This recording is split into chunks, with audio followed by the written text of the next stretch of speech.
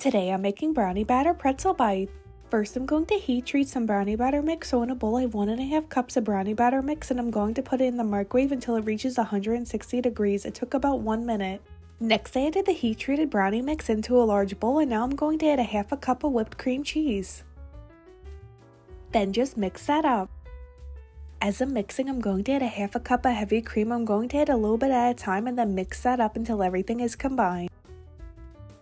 Now I line my counter with parchment paper and some pretzels. I'm going to add a scoop of the brownie batter onto a pretzel and then put another pretzel on top and then repeat the process with the rest of the pretzels.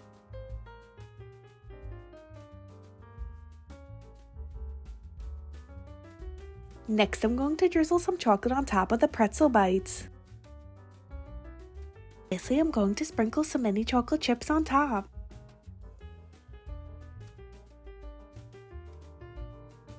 Here's an up close look at the brownie batter pretzel bites.